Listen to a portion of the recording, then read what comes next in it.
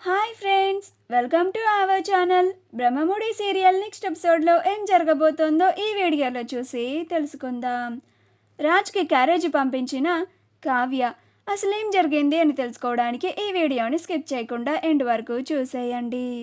కావ్య రాజ్ని కలిసిన తర్వాత రాజ్ని అక్కడే వదిలేసి తిరిగి వెళ్ళాలంటే చాలా బాధపడుతూ ఉంటుంది, కన్నీళ్లు పెట్టుకుంటూ ఉంటుంది. కావ్య వెళ్తూ ఉంటే రాజ్ అలానే కావ్యని చూస్తూ ఉంటాడు. ఈ అమ్మాయి ఎక్కడో చూసినట్టుగా ఉంది, నాకు బాగా తెలిసిన అమ్మాయిలాగా అనిపిస్తోంది, ఎవరై ఉంటుంది అని చాలా ఆలోచిస్తూ ఉంటాడు. కావ్య, మీరు అలా చూడకండి, మీరు అలా చూస్తూ ఉంటే మిమ్మల్ని వదిలి నాకు వెళ్ళాలనిపించడం లేదు, ఇక్కడే ఉండాలనిపిస్తోంది అని ఏడుస్తూ అక్కడి నుంచి వెళ్ళిపోతుంది. యామిని కావ్య వెళ్ళడం చూసి చాలా టెన్షన్ పడిపోతూ కంగారు పడిపోతూ ఉంటుంది. యామిని టెన్షన్ పడడం చూసి వాళ్ళ అమ్మ, ఏమైంది బేబీ, కళావతి వచ్చిన దగ్గర నుంచి చూస్తున్నాను, దేని గురించో బాగా ఆలోచిస్తున్నట్లుగా కనిపిస్తున్నావు, బాగా టెన్షన్ పడుతున్నట్లుగా కనిపిస్తున్నావు, ఏమైంది బేబీ అని అంటుంది. అప్పుడు యామిని, ఆ అమ్మాయి ఎవరో మీకు తెలుసా అని అంటుంది. అప్పుడు యామిని వాళ్ళ అమ్మ, ఎందుకు తెలీదు, మన రామ్ ఒక అమ్మాయిని కళ్ళు తిరిగి పడిపోతే హాస్పిటల్లో జాయిన్ చేసిన అమ్మాయి, తన పేరు కళావతి అని అంటుంది. అప్పుడు యామిని, తన పేరు కళావతి కాదు, కావ్య అని అంటుంది. అప్పుడు యామిని వాళ్ళ అమ్మ, అదేంటి బేబీ, ఆ అమ్మాయి తన పేరు కళావతి అని చెప్పింది కదా అని అంటుంది. అప్పుడు యామిని, అది రాజ్ తనని కళావతి అని పిలుస్తాడు, అందుకనే తను కళావతి అని చెప్పింది అని అంటుంది. అప్పుడు యామిని వాళ్ళమ్మ, రాజ్ తనని కళావతి అని ఎందుకు పిలుస్తాడు అంటే ఆ అమ్మాయికి రాజ్ తెలుసా అని అంటుంది. అప్పుడు యామిని, ఆ అమ్మాయి ఎవరో కాదు మామ్, రాజ్ వైఫ్ కావ్య అని అంటుంది. ఆ మాట చెప్పగానే యామిని వాళ్ళ అమ్మ నాన్నలు ఇద్దరు చాలా ఆశ్చర్యపోతారు. అంటే బేబీ, రాజ్ ఇక్కడే ఉన్నాడని కావ్యకి తెలిసిపోయిందా, అందుకని తను రాజ్తో మాట్లాడడానికి వచ్చిందా అని అంటుంది. అప్పుడు యామిని, నేను అందుకే కదా మామ్ ఇంతలా టెన్షన్ పడుతున్నాను, నాకు మీరేం చేస్తారో తెలీదు, వెంటనే నాకు రామ్కి పెళ్ళి చేసేయాలి, మీరే దగ్గరుండి రామ్ని పెళ్ళికి ఒప్పించాలి అని అంటుంది.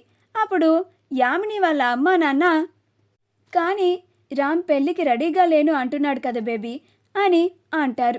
అప్పుడు యామిని, అందుకే కదా నేను రామ్ని పెళ్ళికి ఒప్పించమని ఆ పనిని మీకు అప్పచెప్పింది అని అంటుంది.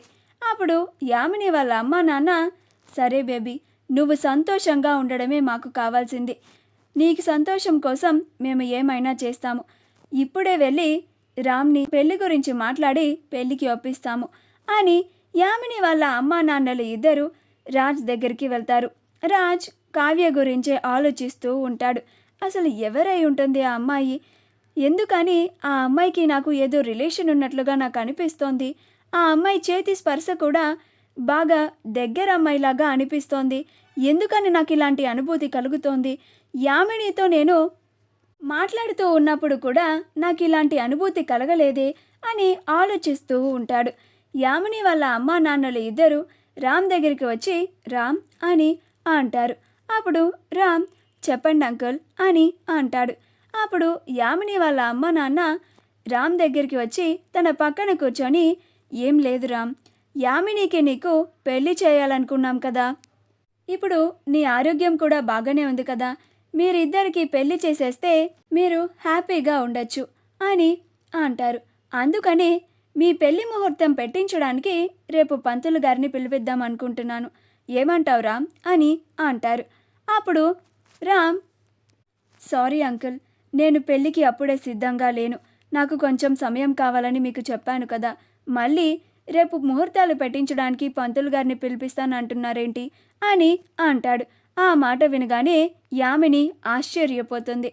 అప్పుడు యామిని వాళ్ళమ్మ, అది కాదు రామ్, ఎంతకాలమని ఇలా పెళ్లి చేసుకోకుండా ఉంటారు, మీ ఇద్దరికి పెళ్లి చేసేస్తే మాకు ఒక బాధ్యత తీరినట్టు అవుతుంది అని అంటుంది. అప్పుడు రామ్, ప్లీజ్ ఆంటీ, ఇప్పుడే పెళ్ళి వద్దు అని అంటాడు. అప్పుడు యామిని రాజ్ ఇబ్బంది పడడం చూసి, వద్దులే మామ్, రామ్ టైం అడుగుతున్నాడు కదా, బావ ఎప్పుడు ఓకే అంటే అప్పుడే పెళ్లి చేసుకుంటాము అని అంటుంది. అప్పుడు యామిని వాళ్ళ అమ్మ అది కాదు బేబీ అని అంటుంది.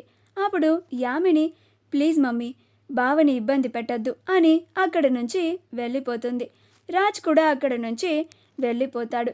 అలా కావ్య ఇంటికి వెళ్ళిన తర్వాత రాజ్ కోసం చాలా వంటలు చేసి రాజ్కి క్యారేజ్ పంపించాలని సర్దుతూ ఉంటుంది. అప్పుడే రాహుల్, రుద్రాణిలు ఇద్దరు ఇంటి లోపలికి వచ్చి కావ్య అంత హడావిడిగా క్యారేజీ సర్దడం చూసి, ఇదేంటి కావ్య ఇంత హడావిడిగా ఎవరికి క్యారేజ్ పంపిస్తోంది అని కావ్యనే గమనిస్తూ ఉంటారు. కావ్య అవన్నీ చకచక క్యారేజీ సర్దిన తర్వాత డ్రైవర్కి ఇచ్చి ఉదయం మనం వెళ్ళిన అడ్రస్కి ఈ క్యారేజ్ని ఇచ్చిరమ్మని పంపిస్తుంది. అది చూసి రాహుల్, ఈ క్యారేజ్ ఆ కావ్య ఎవరికి పంపిస్తుంది మమ్మీ అని అంటాడు. అప్పుడు రుద్రాని, నాకు అదే తెలుసుకోవాలనుంది రాహుల్, ఒక పని చేయి, నువ్వు ఆ కార్ని ఫాలో అవ్వు అని అంటుంది. అప్పుడు రాహుల్ అలాగే మమ్మీ అని ఆ కార్ని ఫాలో అవుతూ వెళ్తూ ఉంటాడు. అక్కడికి వెళ్ళిన తర్వాత డ్రైవర్ ఆ క్యారేజ్ని తీసుకొని యామిని వాళ్ళ ఇంటికి వెళ్ళి కాలింగ్ బెల్ని కొడతాడు. అప్పుడు యామిని డోర్ ఓపెన్ చేస్తుంది. అప్పుడే రాజ్ కూడా ఎవరొచ్చి ఉంటారు అని డోర్ దగ్గరికి వస్తాడు. అప్పుడు ఆ డ్రైవర్ వచ్చి, మీకోసం కళావతి మేడం మీ క్యారేజ్ని పంపించారు సార్ అని అంటాడు. ఆ మాట వినిగానే రాజ్ చాలా సంతోషపడిపోయి, కళావతి నా కోసం క్యారేజ్ పంపించిందా అని చాలా హ్యాపీగా, ఏది లైవ్ అని ఆ క్యారేజ్ని తీసుకుంటాడు. అది చూసి యామిని చాలా ఆశ్చర్యపోతుంది. ఇదేంటి కళావతి క్యారేజ్ పంపించింది అని అనగానే రాజ్మొహంలో అంత సంతోషం వచ్చింది. కొంప తీసి రాజ్కి తన గతం ఏమన్నా గుర్తుకు వస్తుందా ఏంటి అని చాలా భయపడిపోతూ ఉంటుంది. వీలైనంత తొందరగా బావని నా గుప్పట్లోకి తెచ్చుకొని నేను బావ పెళ్లి చేసుకోవాలి, లేకపోతే చాలా ప్రమాదం అని అనుకుంటూ ఉంటుంది. రాజ్ ఆ క్యారేజ్ని తీసుకొని డైనింగ్ టేబుల్ మీద పెట్టుకొని అవి తింటూ, కళావతి చాలా బాగా వంటలు చేసింది, చాలా టేస్టీగా ఉన్నాయి అని అనుకుంటూ తింటూ ఉంటాడు. ఇది చూసి యామిని వాళ్ళ అమ్మా నాన్నలు ఆశ్చర్యపోతారు. అప్పుడు యామిని, బావా నీకోసం చికెన్ ఫ్రై చేశాను, తిను అని అంటుంది.